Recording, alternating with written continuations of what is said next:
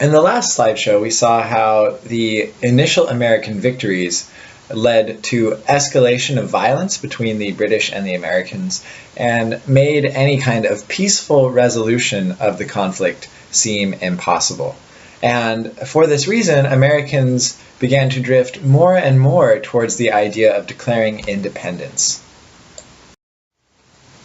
The goals for this video, first, you should understand how Thomas Paine's ideas popularized the idea of independence. And you should also understand how Jefferson uses Enlightenment ideas to justify the American Revolution. Also make sure you understand those vocabulary terms. As we saw in the last slideshow, escalating violence during the opening years of the American Revolution led more and more Americans to consider becoming an independent nation. As the violence continued, peace began to seem less and less possible to the Americans. The British were attacking American ports and ships, confiscating goods, blockading ports, all that stuff. They were also amassing armies of British and foreign soldiers to invade the 13 colonies. The Americans began to think that by declaring independence, they might be able to convince other countries, especially France, to come and help them. Another factor that led more and more people to consider declaring independence was the famous pamphlet, Common Sense, published by Thomas Paine. Thomas Paine was a recent immigrant from Britain and had only been in the colonies for a few years before he published his pamphlet.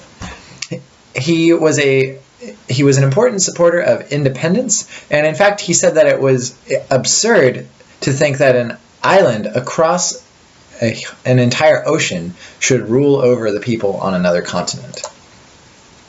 He also supports a new form of government, which is called the Republic. And in a republic, the idea is that the power comes from the people, not from the king. This idea was rooted in the Enlightenment idea of the social contract. And that's the idea that rulers only get their power because the people agree to give it to them. And so if the people don't want the ruler anymore, they should be able to throw the ruler away and start over fresh. These are the ideas that he expresses in Common Sense. And in Common Sense, you see a lot of these ideas expressed in very simple English. And this is important because it allows Americans, many of whom were not well educated, to read and understand these sometimes complicated political ideas. The pamphlet sells extremely well. It sells over 100,000 copies, and it has the result of stimulating popular demand in America for independence. People all over the place are reading this and thinking, yeah, what Tom Paine is saying makes sense. Why do we have a king? Why do we? Official moves towards independence began in the beginning of 1776, and the members of the Continental Congress select Thomas Jefferson to write a Declaration of Independence. There is a formal vote on July 2nd where they officially declare independence. So really, Independence Day is July 2nd, not July 4th. But on July 4th, the Declaration of Independence is signed, and this is the official announcement to the rest of the world that America is an independent nation. At this point, there is no turning back. No longer can they hope to attain peace with Britain without attaining victory in the war. So they're committed to fighting against Britain, and they're committed to becoming their own independent nation, severed from Great Britain. Thomas Jefferson, the man who was selected to write the Declaration of Independence, was young at the time of the Congress, only 33, and he also, like George Washington, came from the southern colony of Virginia. He was highly influenced by the ideas of the Enlightenment, especially by the ideas of John Locke, who we have already studied. He seeks to use ideas from the Enlightenment to justify the American Revolution. And this is what he puts into the Declaration of Independence. He, very much like Tom Paine, believes in the idea of the social contract.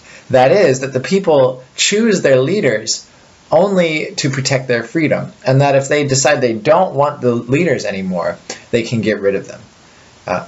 Another idea that is very well represented in the Declaration of Independence is the idea of natural rights. The idea that human beings, no matter who they are, have certain freedoms that can never be taken away by any government.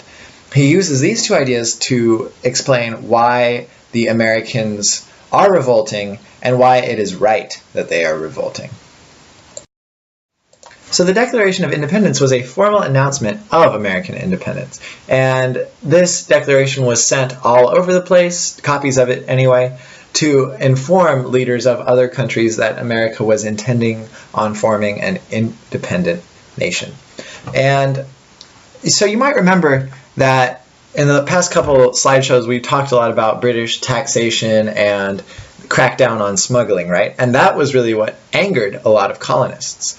But if you say we're rebelling against the British because we dislike having to pay our taxes and having to buy legal products, then you don't really have a cause that is worth fighting for.